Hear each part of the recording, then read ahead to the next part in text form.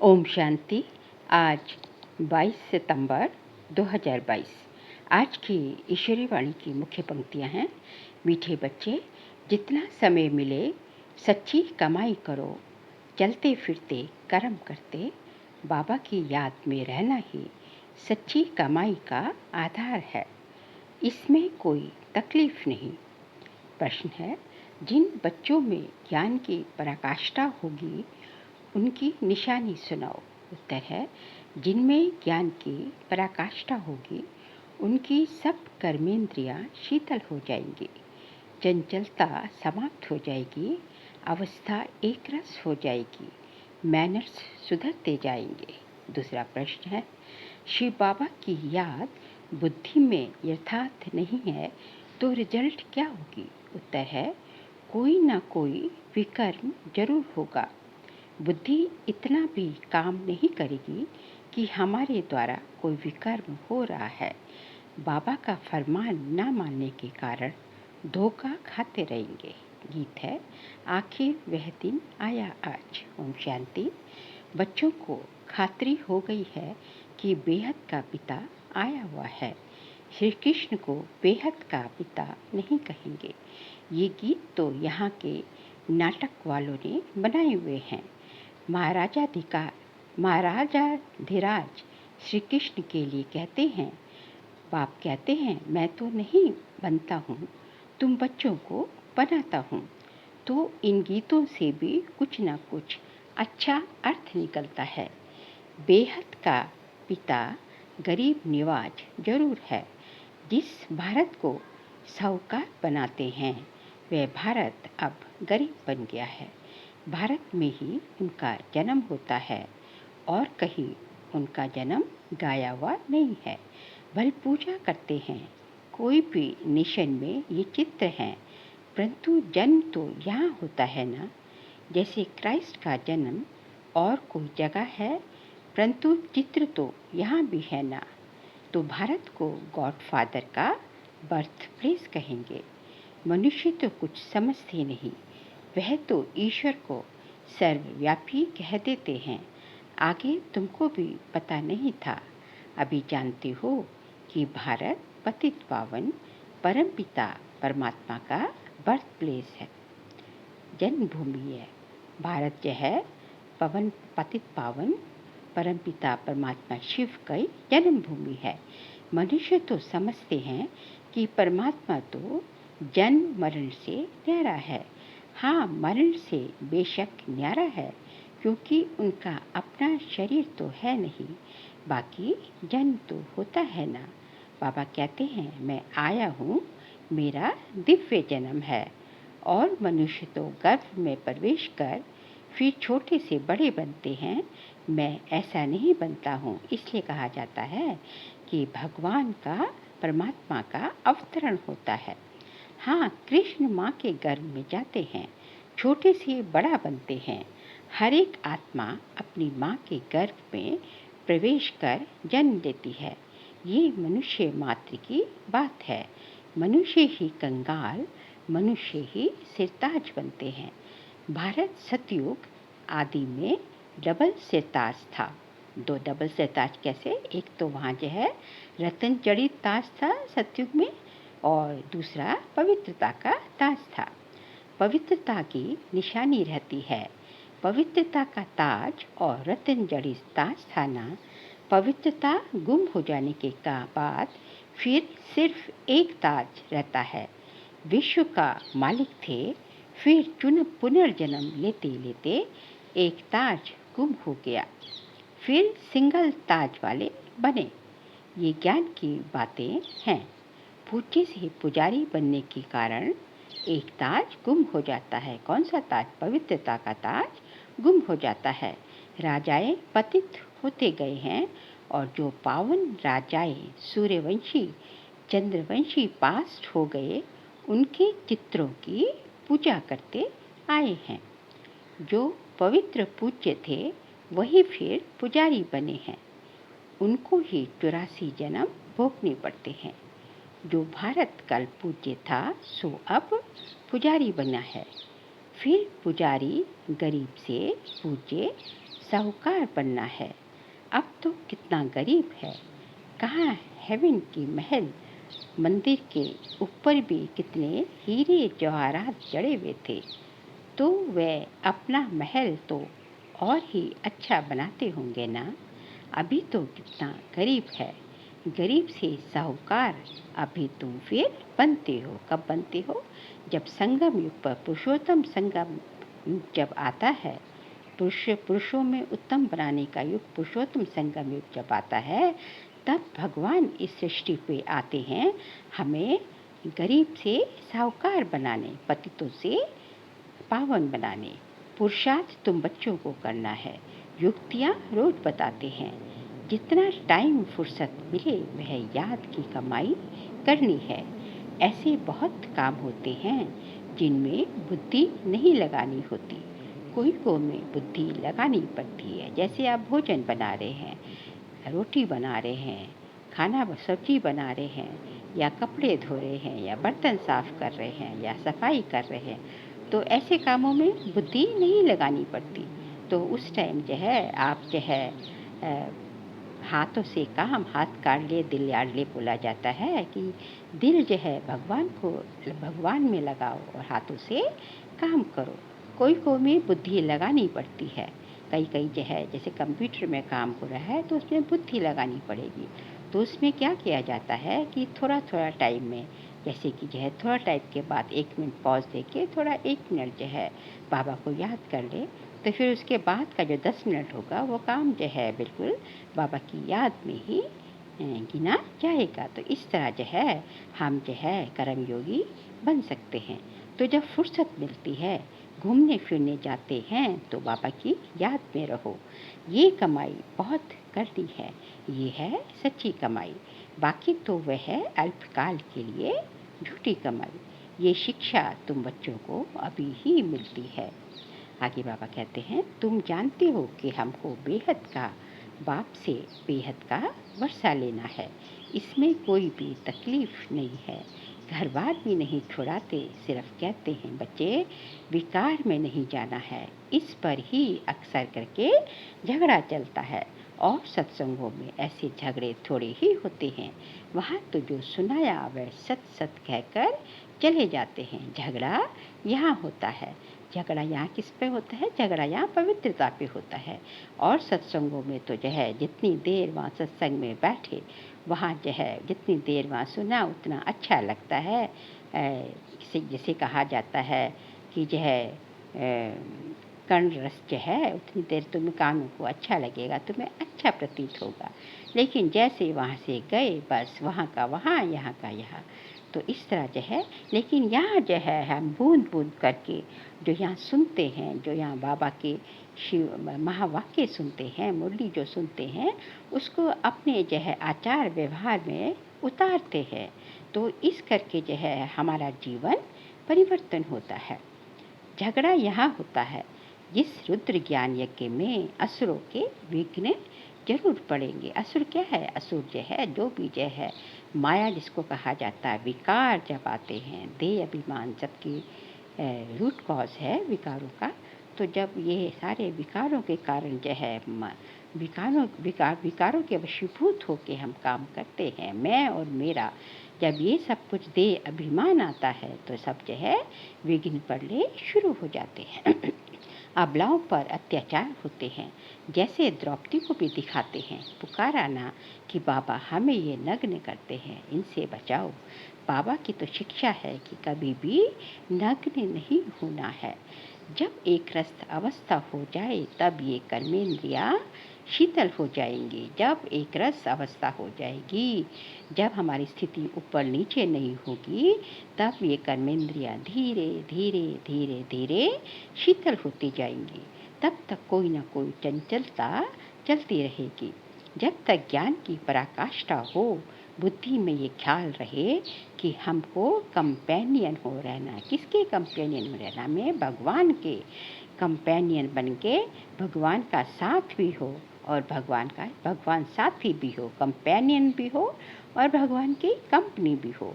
तो जब ये ख्याल रहेगा तब जो है धीरे धीरे हमारी एक रास्ता अवस्था आती जाएगी और हमारी कर्मेंद्रियाँ शीतल होती जाएंगी। विलायत में बहुत बूढ़े वानप्रस्थी होते हैं, समझते हैं पिछाड़ी में कौन मालिक बनेंगे, बाल बच्चे तो है नहीं, इसलिए पिछाड़ी में कंपेनियन बना लेते हैं। क्योंकि फॉरेन कंट्रीज़ में तो जो है ओल्ड एज में मैरिज करने का बहुत ज़्यादा प्रचलन है। वो जो है ओल्ड एज में कहते हैं कि जब कोई ना कोई साथी बना लेंगे तो जो है बाल बच्चे हैं नहीं तो हमारा टाइम गुजर जाएगा। फिर भी कुछ उनको देकर चले जाते हैं। तुम लोग तो अखबार में पढ़ते हो, अखबारों में समाचार बहुत आते हैं, तुम बच्चों को कोई वह पढ़ना नहीं है।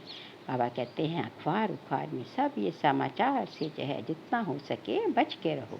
बाबा तो कहते हैं कुछ भी ना पढ़े तो अच्छा है, जो कुछ भी पढ़े हो वह भूल जाओ।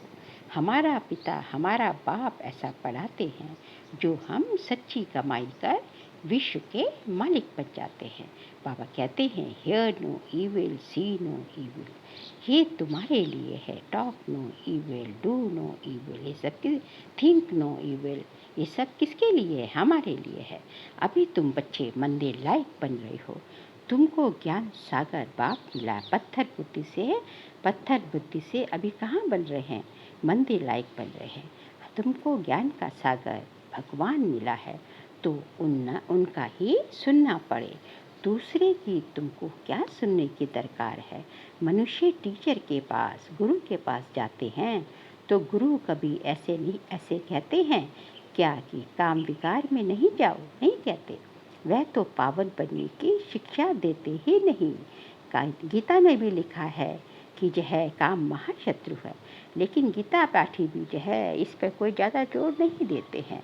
सब कुछ ऐसे ही जो है द्वापर से सब कुछ जो है ऐसा ही चलता रहा। अभी जब भगवान आते हैं सृष्टि पे तभी भगवान का ये ऑर्डिनेंस निकलता है कि इस काम कटारी से बच के रहो, काम तुम्हारा सबसे महाशत्रु है।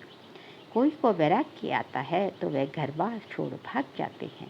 बाबा जो शिवाचार्य है वह ज्ञान का कलश तुम माताओं के सिर पर रखते हैं। बाकी इस पतित दुनिया में लक्ष्मी कहाँ से आई? लक्ष्मी नारायण तो सतयुग में होते हैं। अभी शिव बाबा इन द्वारा बैठ समझाते हैं। किन द्वारा? ब्रह्मा बाबा द्वारा बैठ समझाते हैं। शिवाचार्य वाच ब्रह्मा मुख से तुम बरोबर स्वर्ग के द्वार खोलते हो तो जरूर तुम ही मालिक बनेंगे। स्वर्ग का द्वार खोलते हो गोया स्वर्गवासी बनने का पुरुषार्थ करते हो। तुम्हारा पुरुषार्थ ही है नरकवासी मनुष्य को स्वर्गवासी बनाना। बाबा भी ये सेवा करते हैं ना, पतित से पावन बनाना तुम्हारा भी यही धंधा है। जो भगवान का धंधा, जो बाप का धंधा, वही आत्माओं को स्वर्गवासी बनाना, वही बच्चों का धंधा। स्वर्ग की चाहना तो सब रखते हैं ना, कोई मरता है तो कहते हैं फलाना स्वर्ग पधारा। उनसे पूछना चाहिए कि जब वह स्वर्ग में गया तो फिर नरक में बुलाकर ब्राह्मण आदि क्यों खिलाते हो? श्राद्ध वगैरह में करते हैं ना, जब किसी का श्राद्ध करते हैं, पितरों का श्राद्ध करते हैं तो ब्राह्मण को बुलाकर जो है उस आत्मा को बुलाकर खिलाया जाता है। तो बाबा कहते हैं क्यों करते हो? उनसे जो है उनसे भक्तों से पूछो। फिर तो ये क्या अज्ञान अंधियारा हुआ ना। तुम यहाँ से सूक्ष्म वतन में ले जाकर खिलाते हो, जब भोग लगाते हैं तो सूक्ष्म वतन में जाते हैं ना, क्योंकि तुम जानते हो ये पवित्र भोजन है। वह जो मर जाते हैं उनको पवित्र भोजन थोड़ी ही मिलता होगा। लिखते हैं बाबा फलाने का भोग लगाओ तो उनको पवित्र भोजन मिले। गाया हुआ है देवताएं भी ब्रह्मा भोजन को तरसते हैं, देवताएं भी ब्रह्मा भोजन को पसंद करते हैं। बरोबर तुम्हारी महफिल सूक्ष्म वतन में लगती है। ऐसे नहीं कि ध्यान कोई अच्छा है, नहीं, योग को ध्यान नहीं कहा जाता और ध्यान को योग नहीं कहा जाता। योग अलग है और ध्यान अलग है। बाबा कहते हैं मेरे साथ बुद्धि योग लगाओ तो विकर्म विनाश होंगे, ये है योग। बाबा कहते हैं मेरे से मन बुद्धि जोड़ो तो तुम्हारे विकर्म विनाश होंगे। और बाकी जो है वैकुंठ में जाकर रास विलास करते हैं वो हो गया ध्यान, और उसको जो है वह कोई कमाई नहीं है। मुरली तो सुन नहीं सकते, ये भोग आदि तो एक रस्म रिवाज है। ड्रामानुसार मनुष्य की रस्म रिवाज और संगम युगी ब्राह्मणों की रस्म रिवाज में रात दिन का फर्क है। यहाँ से जाकर सूक्ष्म वतन में खिलाते हैं। इन बातों को जब तक नहीं समझे तब तक संशय उठता रहता है। हम कहेंगे ड्रामानुसार इसकी तकदीर में ही नहीं है, तो संशय पड़ा और चला गया। फिक्र की बात नहीं, इनकी तकदीर में नहीं था। पहली बात भूल जाते हैं कि हमको बाबा से वर्षा लेना है। कोई बात में संशय बुद्धि बन पड़ते हैं। अरे हमारा काम है वर्षे से, हम पढ़ाई क्यों छोड़ें? मुरली तो सुनना है ना। निराकार बाप तुमको डायरेक्शन कैसे सुनाएंगे? उनको मुख जरूर चाहिए। ब्रह्मा मुख से या ब्रह्मा कुमार कुमारियों से सुनना है। कोई बाहर में दूर चले जाते हैं, मुरली भी नहीं मिल सकती है, तो बाप कहते हैं कोई हर्जा नहीं, तुम याद में रहो और स्वदर्शन चक्र फिराते रहो। ये बाप की श्रीमत मिली हुई है। माना जब जो है कहीं दूर चले गए उस टाइम की बात है। आजकल तो सब जगह मुरलियाँ एडवांस ही पहुंच जाती हैं।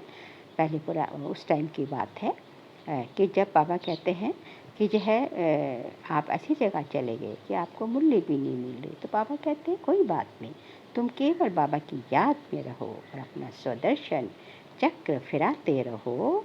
तो जो है ये उसके ये बात की कीमत मिली हुई है। कहाँ भी हो तुम, लड़ाई के मैदान में हो, तुम क्या हो? योद्धा हो। तुम्हारी लड़ाई किससे है? विकारों से है। बाबा मिलिट्री वालों को भी समझाते हैं कि तुमको वह सर्विस तो करनी ही है, ये तो तुम्हारा धंधा है। शहर की संभाल करना, तुम पगार खाते हो, एग्रीमेंट की हुई है तो संभाल भी करनी ही है। जो तुमने मिलिट्री सर्विस ली है तो तुम उसकी पगार खाते हो, तो चाहे उसकी संभाल तो तुम्हें करनी है। बुद्धि में लक्ष्य तो बैठा हुआ है। बेहद का पिता स्वर्ग का रचयिता है। वह कहते हैं बच्चे तुम मेरी याद में रहो तो विकर्म विनाश होते जाएंगे। शिव बाबा की याद में रहकर खाओ तो कोई ऐसी चीज़ होगी वह पवित्र हो जाएगी। मिलिट्री वालों के लिए कह रहे हैं बाबा कि जो है आप बाहर रहते हो, घर गृहस्थ से दूर रहते हो और वहाँ आप अपने हाथ का बनाया हुआ खाना नहीं खा सकते, तो कोई बात नहीं, बाहर का भी यदि कुछ खा रहे हो तो बाबा की याद में रह के खाओगे तो कोई भी चीज़ जो है पवित्र हो जाएगी। जितना हो सके परहेज भी रखें, लेकिन ऐसा नहीं कि परहेज जो है ना रखें, जितना हो सकता है उतना तो रखना ही है। ये बाबा लाचारी हालत के लिए बता रहे कि जबकि तुम ऐसे सर्कमस्टांसेस में हो कि तुम कुछ कर नहीं सकते। लाचारी हालत में बाबा को याद करके खाओ, इसमें ही मेहनत है। ज्ञान को युद्ध नहीं कहा जाता, याद में ही युद्ध होती, क्योंकि ज्ञान तो जो है एकदम जो है सरल है। ज्ञान तो बस पढ़ना है ना। लेकिन जब जो है ज्ञान में जो है ज्ञान पढ़ने में जो है कोई माया के तूफान नहीं आते। जब याद में बैठते हैं उस टाइम जो है उसी टाइम जो है हमारा माया जो है अनेक तरीक़ों से जो है तुम्हें जो है तूफान लाती है। याद में ही जो है युद्ध होती है। माया अपनी तरफ खींचती है और हम जो है बाबा की तरफ बुद्धि लगाना चाहते हैं, तो इसी में कश्मकश रहती है। याद से ही विकर्म विनाश होंगे, माया का थप्पड़ नहीं लगेगा। याद से विकर्म जैसे जैसे विकर्म विनाश होते जाएंगे तो धीरे धीरे जो है माया का थप्पड़ लगना भी कम हो जाएगा। देह अभिमानी नहीं बनेंगे। तुम अपने को आत्मा समझो, हमें आत्म अभिमानी बनना है। शरीरों को नहीं देखना, आत्माओं को देखना है और खुद भी आत्मिक स्वरूप में टिकना है। तुम शरीर को याद करते रहते हो, आत्मा को भूल गए हो। इसलिए पूछा जाता है आत्मा का बाप कौन है? उनको जानते हो? उनका नाम रूप देश काल लिखो। उनमें भी वैरायटी लिखते हैं। कोई लिखते आत्मा का बाप हनुमान है, कोई क्या लिखते तो कितना, कोई क्या लिखते कितना अज्ञान है। तो फिर समझाया जाता है कि आत्मा तो है निराकार, तुम्हारा गुरु तो साकार है। निराकार का बाप साकार कैसे होगा? इसलिए जो है निराकार का बाप भी निराकार होगा। आत्मा का बाप कौन है? आत्मा का बाप है परमात्मा अर्थात परमात्मा। समझाने की प्रैक्टिस पर सारा मदार है और साथ में मैनर्स भी अच्छी चाहिए। बहुत अच्छे अच्छे बोलने वाले हैं, दूसरे को तीर अच्छा लग जाता है, खुद में मैनर्स ना होने के कारण उन्नति होती नहीं।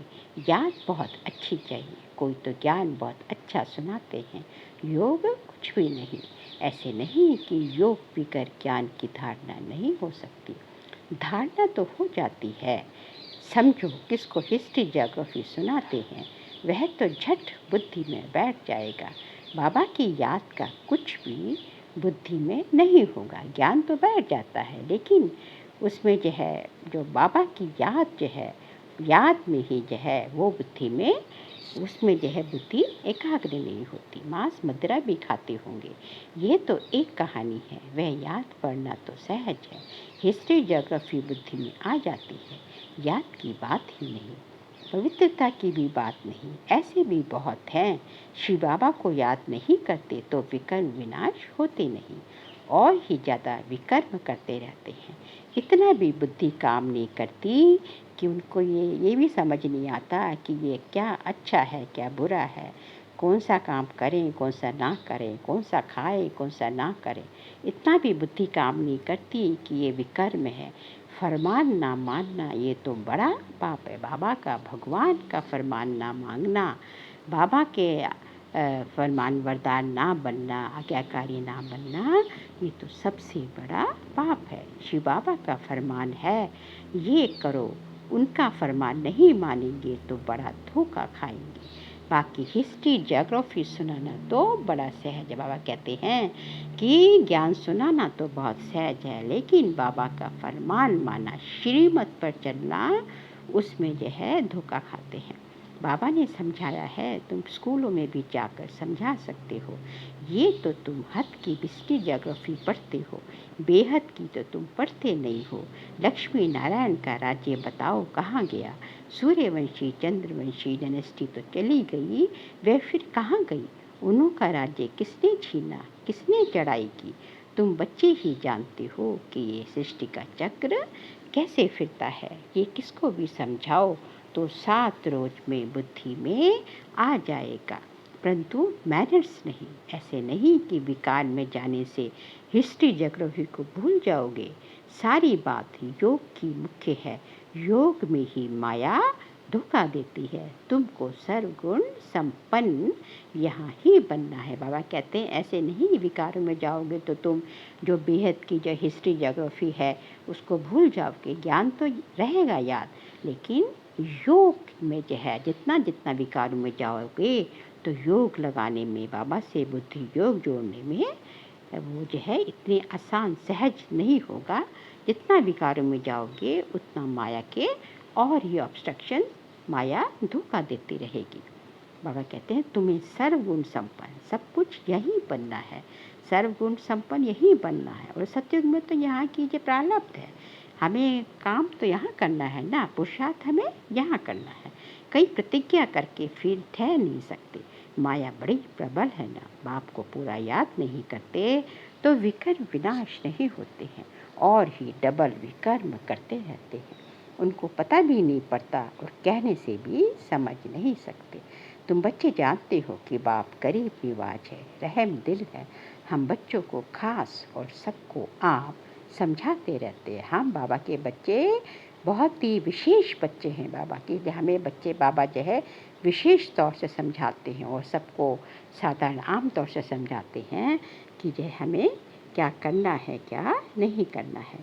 इन पर्टिकुलर हम सुखधाम में जाते हैं, इन जनरल मुक्तिधाम में जाते हैं। मतलब कि सब लोग, पूरी जितनी भी जो है संसार की जो है आत्माएं हैं, सब मुक्तिधाम में तो सभी जाएंगी, लेकिन जीवन मुक्ति में जो है सतयुग त्रेता में हम बाबा के बच्चे ही, सुखधाम में हम बच्चे ही, बाबा के बच्चे ही जाएंगे। सतयुग में बरोबर इन लक्ष्मी नारायण का ही राज्य था। फिर चंद्रवंशी, उसके बाद इस्लामी बौद्धि आए हैं, तो वह आदि सनातन धर्म गुम हो गया। बड़ का झाड़ कलकत्ते में जाकर देखो, बनियन ट्री जो है फाउंडेशन है नहीं। उसका जो बनियन ट्री कलकत्ता का है उसका फाउंडेशन जो है वो सड़ गल गया है, लेकिन बाकी सारा झाड़ जो है टाल टालियों पर खड़ा है। ये भी ऐसे है। आदि सनातन देवी देवता धर्म तो है नहीं, लेकिन बाकी सारी सृष्टि जो है और धर्म पर खड़ी है। अब फिर से स्थापना हो रही है। अच्छा, मीठे मीठे सीख लेते बच्चों प्रति माता पिता बाप दादा का याद प्यार और गुड मॉर्निंग। रूहानी बाप की रूहानी बच्चों को नमस्ते। हम रूहानी बच्चों की रूहानी बाप दादा को नमस्ते नमस्ते नमस्ते। सार के लिए पॉइंट्स हैं। किसी भी बात में संशय उठाकर पढ़ाई नहीं छोड़नी है। बाप और वर्षे को याद करना है। एक बाप से ही सुनना है, बाकी जो पढ़ा है वह सब भूल जाना है। Hear no evil, see no evil, talk no evil. आज का बाबा का वरदान है, बाप की छत्र छाया के नीचे रह। माया की छाया से बचने वाले सदा खुश और बेफिक्र भव। बाप की छत्र छाया के नीचे रह। माया की छाया से बचने वाले सदा खुश और बेफिक्र भव। माया की छाया से बचने का साधन है बाप की छत्र छाया। छत्र छाया में रहना अर्थात खुश रहना। सब फिक्र बाप को दे दिया। जिनकी खुशी गुम होती है, कमज़ोर हो जाते हैं, उन पर माया की छाया का प्रभाव पड़ ही जाता है, क्योंकि कमजोरी माया का आह्वान करती है। अगर स्वप्न में भी माया की छाया पड़ गई तो परेशान होते रहेंगे, युद्ध करनी पड़ेगी। इसलिए सदा बाप की छत्र छाया में रहो। याद ही भगवान की छत्र छाया है। आज का स्लोगन है, जिनका मुरली से प्यार है वह मास्टर मुरलीधर है। जिनका मुरली से प्यार है वही मास्टर मुरलीधर हैं। क्योंकि जिनका मुरली से प्यार है, तो बाबा कहते हैं जिनका मेरे से प्यार होगा उनका मुरली से प्यार ऐसा हो ही नहीं सकता कि उनका मुरली से प्यार नहीं है। तो मुझसे प्यार की निशानी है मुरली से प्यार होना। इसलिए बाबा कहते हैं कि जिनका मुरली से प्यार है वही मास्टर सर्वशक्तिवान मास्टर मुरलीधर हैं। अच्छा, ओम शांति।